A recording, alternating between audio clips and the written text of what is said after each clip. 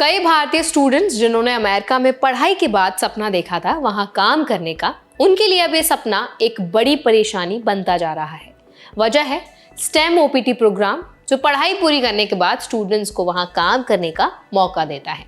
लेकिन अब यही प्रोग्राम बहुतों के लिए हायरिंग का जाल बन गया है। बहुत से स्टूडेंट्स ऐसे हैं जिन्होंने इंटरव्यू पास कर लिया, ऑफर लेटर भी मिल गया, लेकिन कुछ हफ्तों बाद अचानक कंपनी ने ऑफर वापस ले लिया। आखिर ऐसा क्यों हो रहा है? क्या कंपनियों को F1 वीजा या स्टेम ओपीटी के नियम समझ नहीं आ रहे, या फिर सिस्टम खुद इतना उलझा हुआ है कि इंडियन स्टूडेंट्स बीच में फंस रहे हैं? तो आज इस वीडियो में हम इसी पर बात करेंगे। हम समझेंगे कि स्टेम ओपीटी कैसे काम करता है, कहाँ गड़बड़ी हो रही है और भारत के स्टूडेंट्स क्या सावधानी बरत सकते हैं ताकि उनका जो करियर है वो बीच में रुक ना जाए। तो चलिए फिर वीडियो को जल्दी से शुरू कर देते हैं। हाय, मेरा नाम है वर्षा दुबे और आप मुझे देख रहे हैं एनबीटी टेक पर। स्टेम ओपीटी यानी ऑप्शनल प्रैक्टिकल ट्रेनिंग का वो एक्सटेंशन प्रोग्राम जो अमेरिका में पढ़ने वाले F1 वीजा वाले स्टूडेंट्स को दिया जाता है, खासकर जब उन्होंने साइंस, टेक्नोलॉजी, इंजीनियरिंग या मैथमेटिक्स जैसे विषयों में डिग्री ली हो। इससे उन्हें अपनी पढ़ाई के बाद अमेरिका में 24 महीने तक काम करने का मौका मिलता है, यानी लगभग 2 साल तक वो किसी अमेरिकी कंपनी में अपनी फील्ड में प्रैक्टिकल अनुभव ले सकते हैं।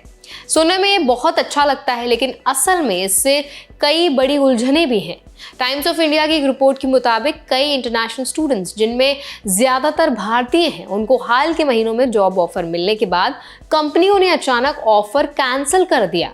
ये वो स्टूडेंट्स थे जिन्होंने सारे इंटरव्यू पास कर लिए थे, HR से बात भी हो चुकी थी और वर्क परमिट की प्रक्रिया चल रही थी। लेकिन जब I-9 वर्क ऑथराइजेशन या E-वेरीफाई जैसी चेकिंग की बारी आई, तब कई कंपनीज ने कदम पीछे खींच लिए। कंपनियों की समस्या ये है कि बहुत सी फर्म्स को F1 वीजा, OPT या स्टेम OPT के प्रोसेस की ठीक जानकारी नहीं होती। HR या हायरिंग मैनेजर को लगता है कि ये H1B जैसा ही मामला है, लेकिन असल में इसमें अलग अलग डॉक्यूमेंटेशन और E-वेरिफिकेशन की जरूरत होती है। कई बार लॉ फर्म्स या लीगल टीम कह देती है कि हमें इस तरह की हायरिंग से रिस्क है और फिर कंपनी ऑफर वापस ले लेती है। स्टूडेंट्स के लिए स्थिति बहुत मुश्किल होती है, क्योंकि वो पढ़ाई पूरी करने के बाद उसी ऑफर पर भरोसा कर रहे होते हैं। कई तो पुरानी नौकरी छोड़ चुके होते हैं या नई जगह पर शिफ्ट होने की तैयारी चल रही होती है। एक और बड़ी परेशानी है वीज़ा की टाइमिंग। स्टेम ओपीटी की प्रक्रिया में हर कदम पर एक तय समय सीमा होती है। अगर उस दौरान जॉब नहीं मिलती या कंपनी का पेपर वर्क देर से होता है, तो स्टूडेंट का पूरा वर्क स्टेटस खतरे में पड़ सकता है। और अमेरिका में वर्क स्टेटस होना मतलब देश छोड़ना या स्टेटस बहाल करने के लिए नए डॉक्यूमेंट्स बनवाना। कई इंडियन स्टूडेंट्स ने सोशल मीडिया पर अपने एक्सपीरियंस को शेयर किया कि कैसे उन्होंने ऑफर लेटर मिलने के बाद भी जॉब नहीं ज्वाइन कर पाए वो, क्योंकि कंपनी का E-वेरीफाई नंबर एक्टिव नहीं था या HR को इस प्रक्रिया की जानकारी नहीं थी। देखिए, अब बात कर लेते हैं कि इस कंडीशन में जो इंडियन स्टूडेंट्स हैं वो क्या सीख सकते हैं और कैसे सावधानी बरत सकते हैं। तो पहली बात, कंपनी चुनते समय जरूर देखें कि वो पहले से OPT या स्टेम OPT वाले स्टूडेंट्स को हायर कर रही है या नहीं। अगर कंपनी को ये प्रोसेस समझ नहीं आया तो आपके लिए ये रिस्क ज़्यादा है। दूसरी बात, ऑफर लेटर मिलने के तुरंत बाद अपनी पुरानी जॉब या वर्क ऑथराइजेशन छोड़ने की गलती ना करें, जब तक आपके पास I-9 और अदर डॉक्यूमेंट्स पूरी तरह से क्लियर ना हो जाएं, तब तक कोई भी बड़ा कदम ना उठाएं। तीसरी बात, इंटरव्यू या हायरिंग के दौरान ही साफ साफ सवाल पूछें। क्या कंपनी E-वेरीफाई में रजिस्टर्ड है? क्या उन्हें स्टेम OPT वर्कर्स की प्रक्रिया का अनुभव है? और अगर H1B की जरूरत पड़ी तो वो आपको स्पॉन्सर करेंगे भी या नहीं?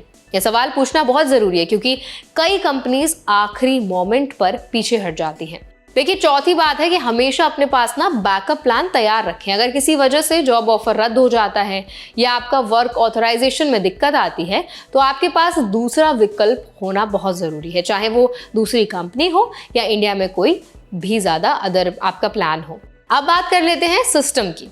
अमेरिकी सरकार का उद्देश्य तो यही था कि स्टूडेंट्स को प्रैक्टिकल ट्रेनिंग का मौका मिले, लेकिन अब ये प्रोग्राम धीरे धीरे कंपनीज के डर की वजह बन गया है। कई HR टीम्स को लगता है कि इंटरनेशनल स्टूडेंट्स को हायर करना बहुत पेचीदा काम है, जिसमें लीगल रिस्क भी है। अब नतीजा क्या होता है, वो सीधे सीधे ना कह रही है। इसका असर खास तौर पर भारतीय स्टूडेंट्स पर पड़ता है, क्योंकि हर साल अमेरिका में लगभग 2 लाख से ज़्यादा इंडियन स्टूडेंट्स स्टेम कोर्सेज में पढ़ते हैं और उनमें से बड़ी संख्या नौकरी के लिए वहीं रुक जाती है। एक और ट्रेंड ये भी देखा गया है कि कुछ कंपनीज इंटरनल पॉलिसी चेंज का हवाला देकर पहले दिए गए ऑफर को रद्द कर देते हैं।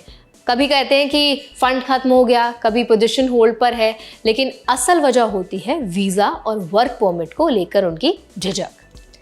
तो अब मैं आपसे जानना चाहूँगी कि आपका इस पूरे मुद्दे पर क्या ओपिनियन है। क्या आपको लगता है कि वाकई में जो कंपनीज हैं उनके कुछ जेन्युइन एक्सक्यूजेस हो सकते हैं, या वो जेन्युइनली ऐसे बोलते हैं कि हम आपको हायर नहीं कर सकते, और इस तरह का जो बर्ताव हमारे जो इंडियन स्टूडेंट्स हैं जो बाहर पढ़ रहे हैं और जितने भी इंटरनेशनल स्टूडेंट्स हैं यूएस में पढ़ रहे हैं, अगर उनके साथ ऐसा कुछ हो रहा है तो आपके नज़रिए से ये बात कितनी सही है या कितनी गलत, आप हमें ज़रूर बताइए कमेंट सेक्शन में। ऐसे और भी अपडेट्स के लिए, वीडियोस के लिए, इन्फॉर्मेशन के लिए हमारे चैनल NBT Tech Ed को भी ज़रूर सब्सक्राइब करें।